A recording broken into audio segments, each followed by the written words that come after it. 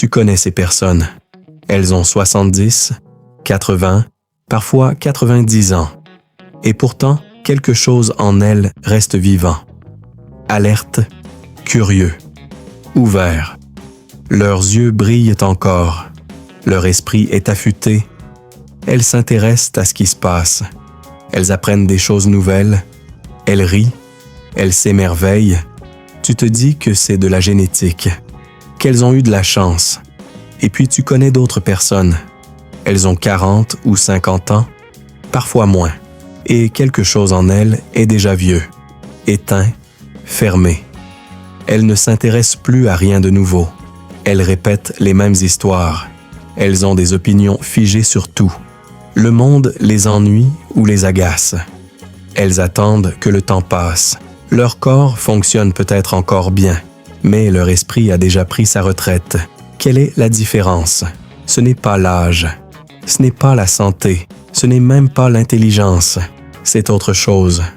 Quelque chose de plus subtil, quelque chose qu'on peut cultiver ou qu'on peut laisser mourir. J'ai mené une enquête sur ce phénomène, sur ces gens qui restent mentalement jeunes malgré les années, sur ce qui les distingue, sur ce qu'ils font différemment. Et ce que j'ai trouvé est à la fois simple et profond. Ce n'est pas un secret au sens d'une information cachée. C'est un secret au sens d'une vérité que tout le monde connaît, mais que peu applique vraiment. Dans cette enquête, on va explorer ce territoire. Première piste. Qu'est-ce qui fait vieillir le mental? Les mécanismes invisibles qui éteignent l'esprit bien avant que le corps ne faiblisse. Deuxième piste. Qu'est-ce qui garde le mental jeune? Les habitudes, les attitudes, les choix qui maintiennent la vivacité intérieure. Troisième piste. Comment cultiver ça dans ta propre vie? Des pratiques concrètes pour rester mentalement vivant, quel que soit ton âge actuel. Je te préviens, cette enquête te concerne directement. Peu importe que tu aies 20 ou 60 ans, les graines de la vieillesse mentale se plantent tôt, et les graines de la jeunesse éternelle aussi. Le choix se fait maintenant, chaque jour, dans les petites décisions que tu prends. Tu veux savoir comment rester vivant jusqu'au bout? Le contexte. Avant de plonger, clarifions de quoi on parle. La jeunesse mentale, ce n'est pas être naïf. Ce n'est pas refuser de mûrir. Ce n'est pas faire semblant d'avoir 20 ans quand on en a 70. C'est autre chose. C'est garder la capacité d'apprendre, de s'étonner, de changer d'avis, de voir le monde avec des yeux frais. C'est rester flexible plutôt que de se rigidifier. C'est maintenir une ouverture plutôt que de se fermer. C'est continuer à grandir plutôt que de simplement durer. Les recherches en neurosciences ont révélé quelque chose de fascinant ces dernières décennies. Le cerveau reste plastique toute la vie. Il peut créer de nouvelles connexions, de nouveaux neurones à tout âge, ce qu'on appelle la neuroplasticité. Pendant longtemps, on a cru que le cerveau se figeait après un certain âge, qu'on ne pouvait plus vraiment changer, que le déclin était inévitable. On sait maintenant que c'est faux. Le déclin n'est pas inévitable. Il est le résultat de certains modes de vie, de certaines habitudes, de certains choix. Et inversement, la vivacité mentale peut être maintenue, cultivée, même augmentée avec l'âge. Certaines capacités déclinent naturellement avec le temps. La vitesse de traitement, par exemple, ou la mémoire de travail, mais d'autres capacités peuvent augmenter. La sagesse, la régulation émotionnelle, la vision globale, la capacité à voir des patterns que les jeunes esprits ne voient pas encore. Le vieillissement mental n'est pas une fatalité, c'est une direction, et on peut choisir une autre direction. C'est ce que font les personnes qui restent mentalement jeunes, consciemment ou non, elles font des choix qui maintiennent leur esprit vivant. Voyons quels sont ces choix. Premier indice, qu'est-ce qui éteint l'esprit? Si on veut rester mentalement jeune, il faut d'abord comprendre ce qui nous fait vieillir. Les poisons subtils qui tuent la vivacité intérieure. Premier poison, la routine non consciente. Faire les mêmes choses, de la même façon, jour après jour, année après année, le même trajet, les mêmes repas, les mêmes conversations, les mêmes opinions, les mêmes réactions. Le cerveau est une machine à économiser l'énergie. Quand quelque chose devient routinier, il le met en pilote automatique. Il cesse de s'y engager vraiment. C'est utile pour les tâches de base. Tu n'as pas besoin de réfléchir pour te brosser les dents. Mais quand toute ta vie devient routine, ton cerveau se met entièrement en pilote automatique. Et il commence à s'atrophier. Les zones qui ne sont pas utilisées s'affaiblissent. Les connexions qui ne sont pas sollicitées se défont. Tu vis, mais tu ne vis plus vraiment. Tu répètes. Deuxième poison, l'arrêt de l'apprentissage. À un moment, beaucoup de gens décident qu'ils savent assez, qu'ils n'ont plus besoin d'apprendre, que c'est le travail des jeunes. C'est le début de la fin. Le cerveau est fait pour apprendre. C'est sa fonction principale. Quand tu arrêtes d'apprendre, tu lui retires sa raison d'être. C'est comme un muscle qu'on arrête d'utiliser. Il s'atrophie. Les personnes qui arrêtent un peu d'apprendre ne restent pas au même niveau. Elles déclinent, parce que ne pas avancer, c'est reculer. Troisième poison, les certitudes figées. Avoir des opinions sur tout, des certitudes inébranlables. Savoir qui a raison et qui a tort. Ne jamais douter. Ça semble être un signe de force. C'est en réalité un signe de fermeture. Les certitudes figées empêchent de voir ce qui contredit notre vision. Elles nous enferment dans une bulle de plus en plus étroite. Elles nous coupent du réel et elles arrêtent la croissance. Parce que pour grandir, il faut pouvoir remettre en question ce qu'on croit. Les personnes aux certitudes figées sont souvent les plus âgées mentalement, peu importe leur âge biologique. Quatrième poison, l'isolement. Se retirer progressivement du monde. Voir de moins en moins de gens. Éviter les situations nouvelles. L'être humain est un animal social. Notre cerveau s'est développé en grande partie pour naviguer les relations complexes. Quand tu t'isoles, tu prives ton cerveau de stimulation sociale. Et il décline. Les études le montrent clairement. L'isolement social est un des facteurs de risque majeurs du déclin cognitif. Il est aussi dangereux que le tabac ou l'obésité. Cinquième poison, la peur du changement. S'accrocher à ce qui est familier. Éviter tout ce qui est nouveau. Résister à tout changement. Cette peur est naturelle. Le cerveau préfère le connu à l'inconnu. C'est une question de survie. Mais quand cette peur domine, elle emprisonne. Le monde change. Constamment. Ceux qui refusent de changer avec lui deviennent des fossiles vivants. Inadaptés, dépassés, amers. Sixième poison, le cynisme.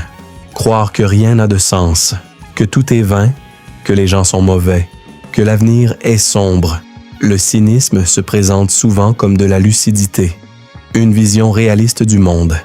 Mais c'est en réalité une fermeture, une protection contre la déception, un refus d'espérer pour ne pas être blessé.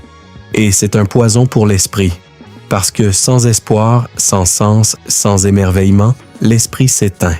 Septième poison, vivre dans le passé, passer son temps à ressasser ce qui a été, les gloires passées, les blessures anciennes, l'époque où tout était mieux. Le passé a sa place, mais quand il prend toute la place, le présent disparaît. Et c'est dans le présent que la vie se passe. C'est dans le présent que la nouveauté arrive. C'est dans le présent que la croissance est possible. Ceux qui vivent dans le passé ne sont plus vraiment vivants.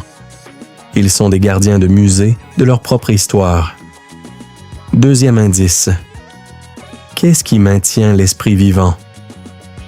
Les personnes qui restent mentalement jeunes partagent certaines caractéristiques, des attitudes, des habitudes, des façons d'être au monde.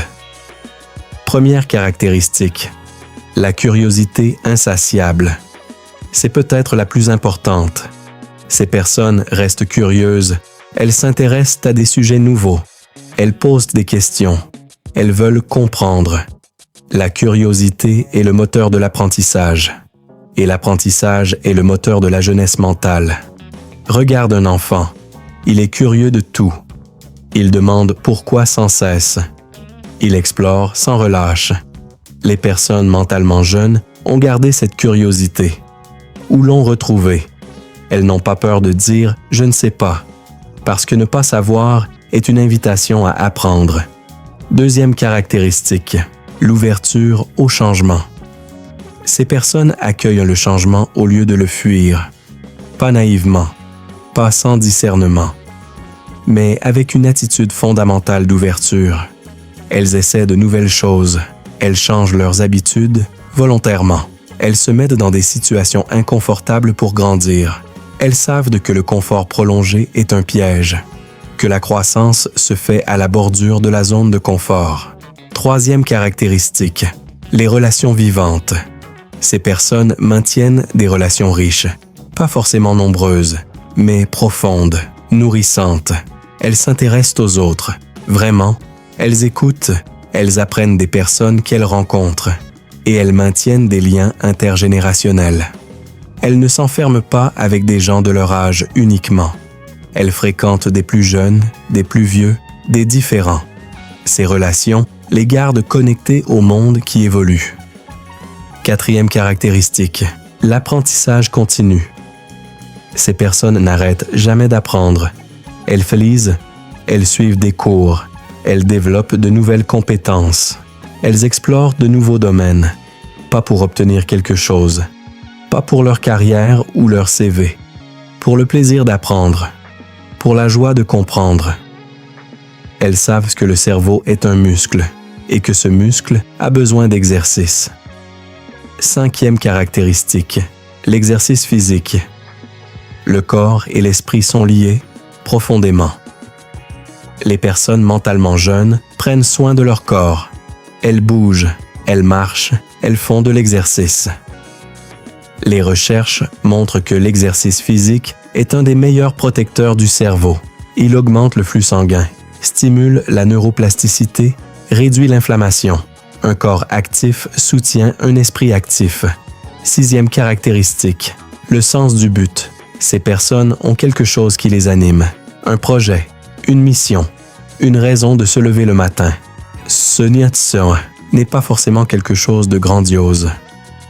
Ça peut être s'occuper de ses petits-enfants, jardiner, écrire, aider sa communauté.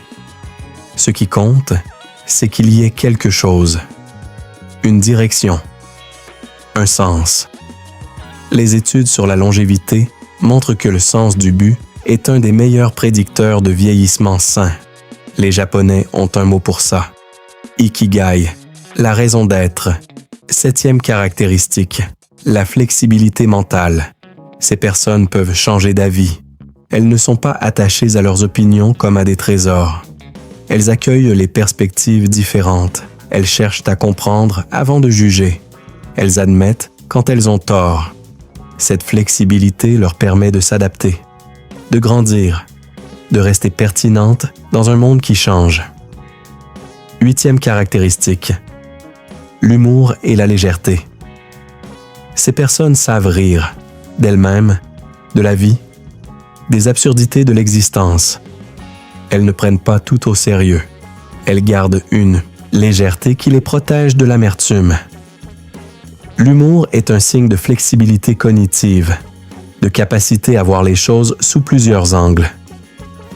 C'est aussi un antidote au stress. Les personnes qui rient vieillissent mieux que celles qui se prennent trop au sérieux. Neuvième caractéristique, la présence au présent. Ces personnes sont là, vraiment là, dans l'instant. Elles ne passent pas leur temps dans le passé ou le futur. Elles vivent de maintenant. Cette présence leur permet de voir ce qui est nouveau, de s'émerveiller de ce qui est là, de cueillir ce que le moment offre. Le présent est le seul endroit où la vie se passe vraiment. Ceux qui y sont restent vivants. Dixième caractéristique, l'émerveillement préservé. Ces personnes peuvent encore s'émerveiller devant la beauté, devant la nature, devant un enfant qui apprend, devant une idée nouvelle. Elles n'ont pas perdu cette capacité de l'enfance à être touchées par ce qui est extraordinaire dans l'ordinaire. Cet émerveillement est un signe de vivacité, d'ouverture, de jeunesse intérieure. Troisième indice. Comment cultiver ça concrètement? Parce que c'est bien joli de décrire les caractéristiques, mais comment les développer dans ta propre vie? Première pratique. Introduis de la nouveauté régulièrement. Change tes routines, volontairement, régulièrement. Prends un chemin différent. Essaie un nouveau restaurant. Écoute de la musique que tu ne connais pas. Lis un livre dans un genre que tu n'as jamais exploré. Ces petites nouveautés stimulent le cerveau. Elles le forcent à sortir du pilote automatique. Elles créent de nouvelles connexions. Tu n'as pas besoin de changer de vie. Juste d'introduire des variations, des surprises, des écarts à l'habitude. Deuxième pratique. Apprends quelque chose de nouveau chaque année. Fixe-toi un objectif d'apprentissage annuel. Une nouvelle langue, un instrument de musique, une compétence artisanale, un domaine de connaissance, quelque chose qui te demande de l'effort, qui te met en position de débutant, qui te challenge. Le processus d'apprentissage lui-même est ce qui compte. Le fait de lutter, d'échouer, de progresser, ça maintient le cerveau en mode croissance. Troisième pratique. Cultive des relations diverses.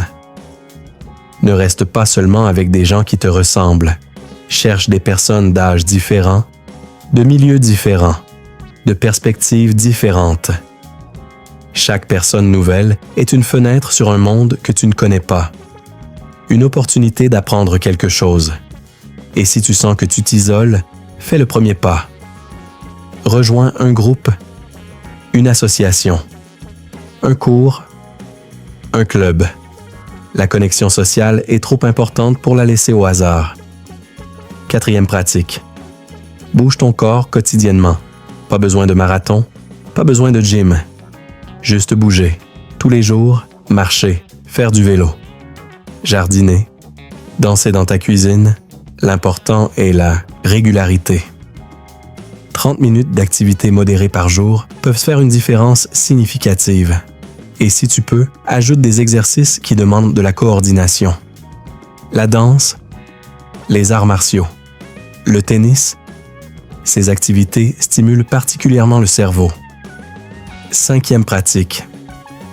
Défie tes certitudes. Régulièrement, remets en question quelque chose que tu crois. Lis des perspectives opposées aux tiennes. Essaie de comprendre ceux avec qui tu es en désaccord. Cherche les failles dans tes propres arguments. Ce n'est pas confortable, mais c'est ce qui garde l'esprit souple. Une opinion qui n'a jamais été testée est une opinion fragile, et l'accumulation d'opinions non testées crée une prison mentale. Sixième pratique. Médite. On en a parlé dans une enquête précédente. La méditation entraîne l'attention. Elle réduit le stress, elle augmente la conscience. Et les recherches montrent qu'elle a des effets protecteurs sur le cerveau. Les méditants de longue date présentent moins de déclin cognitif avec l'âge. Même quelques minutes par jour peuvent faire une différence. Septième pratique. Trouve ton ikigai. Qu'est-ce qui te donne une raison de te lever le matin? Si tu ne sais pas, cherche. Explore. Essaie des choses. Ça peut être un projet créatif, un engagement social, une relation à nourrir, un apprentissage à poursuivre, quelque chose qui te tire vers l'avant, qui te donne de l'énergie, qui donne du sens à tes journées. Sans ikigai, les jours deviennent vides. Avec un ikigai, chaque jour a une direction. Huitième pratique. Pratique la gratitude et l'émerveillement. Chaque jour, prends un moment pour remarquer ce qui est beau, ce qui est bon, ce qui fonctionne. Ce n'est pas de la pensée positive naïve. C'est un entraînement de l'attention. Tu peux tenir un journal de gratitude. 3 choses pour lesquelles tu es reconnaissant chaque soir, ou simplement prendre des moments dans la journée pour vraiment regarder le ciel, un arbre, un visage, et laisser la beauté t'atteindre. L'émerveillement est une capacité. Elle se cultive ou elle s'éteint. 9e pratique. Risse souvent. Cherche l'humour dans les situations, dans tes propres absurdités, dans la comédie de la vie. Regarde des comédies. Passe du temps avec des gens qui te font rire. Ne prends pas tout au sérieux. Le rire est un exercice pour le cerveau et pour l'âme. 10e pratique. Reste présent. Ramène ton attention au moment présent. Encore et encore. Quand tu manges, mange vraiment. Quand tu parles à quelqu'un, sois vraiment là. Quand tu marches, sens tes pieds sur le sol. Le passé est parti. Le futur, ce n'est pas encore là. La vie est ici. Maintenant. Plus tu es présent, plus tu es vivant. Le paradoxe de l'âge. Je veux te partager quelque chose maintenant. Il y a un paradoxe dans le vieillissement. D'un côté, le temps qui passe nous rapproche de la fin. Le corps décline. Les pertes s'accumulent. La mort devient plus concrète. De l'autre côté, le temps qui passe peut nous rendre plus vivants, plus sages, plus présents, plus libres. Les personnes mentalement jeunes ont compris ce paradoxe. Elles ne nient pas la réalité du vieillissement. Elles ne font pas semblant d'être immortelles. Mais elles utilisent la conscience de la finitude comme un aiguillon. Une invitation à vivre pleinement. Maintenant. Parce que le temps est compté, chaque moment compte. Parce que la vie est fragile, elle est précieuse. Parce que tout va finir, il faut savourer ce qui est là. Cette conscience de la mort, paradoxalement, peut être une source de vie. Les jeunes ont souvent l'illusion de l'immortalité. Ils peuvent se gaspiller le temps, repousser la vie à plus tard, s'endormir dans le confort. Les personnes âgées sages savent que le temps est précieux. Et cette conscience les rend plus vivantes, pas moins. Le choix quotidien. Je veux aussi te dire quelque chose d'important. Rester mentalement jeune n'est pas une décision qu'on prend une fois. C'est un choix qu'on fait chaque jour. Dans les petites choses. Chaque jour, tu peux choisir d'apprendre quelque chose ou de t'enfermer dans ce que tu sais. Chaque jour, tu peux choisir de t'ouvrir ou de te fermer. Chaque jour, tu peux choisir la curiosité ou le cynisme. Chaque jour, tu peux choisir de bouger ou de rester immobile. Chaque jour, tu peux choisir de te connecter ou de t'isoler. Ces petits choix s'accumulent. Ils créent des trajectoires. Ils sculptent le cerveau et l'âme. Et il n'est jamais trop tard pour changer de direction. Même si tu as passé des années à te fermer, tu peux commencer à t'ouvrir aujourd'hui. Même si tu as arrêté d'apprendre depuis longtemps, tu peux recommencer maintenant. Même si tu t'es isolé, tu peux tendre la main aujourd'hui. Le cerveau reste plastique. Le changement reste possible à tout âge. C'est ça, le vrai secret. Il n'y a pas de fatalité. Il y a des choix. Et les choix que tu fais aujourd'hui déterminent qui tu seras demain. Si tu as écouté jusqu'ici, pose-toi cette question honnêtement. Dans quelle direction vas-tu? Es-tu en train de t'ouvrir ou de te fermer? Es-tu en train d'apprendre ou de stagner? Es-tu en train de te connecter ou de t'isoler? Es-tu en train de grandir ou de simplement vieillir? Ces questions ne sont pas des jugements. Ce sont des invitations à la conscience. Parce que le vieillissement mental n'arrive pas d'un coup. Il arrive progressivement, par petites fermetures, par petits abandons, par petits refus. Et on ne s'en rend pas compte jusqu'à ce qu'on soit déjà loin sur le chemin. Mais la bonne nouvelle, c'est que la jeunesse mentale aussi arrive progressivement, par petites ouvertures, par petites curiosités, par petits oui. Et toi, tu peux commencer maintenant. Pas demain, maintenant.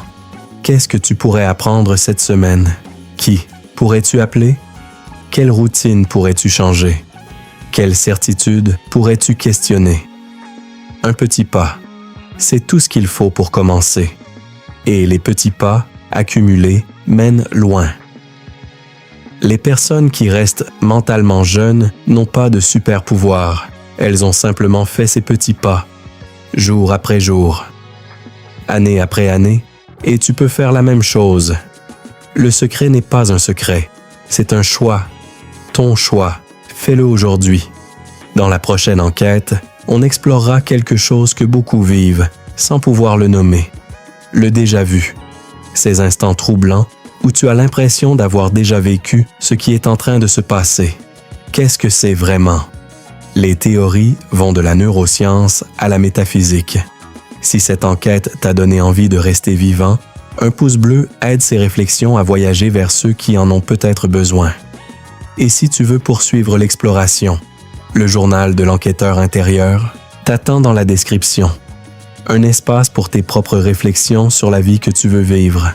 On se retrouve dans le silence.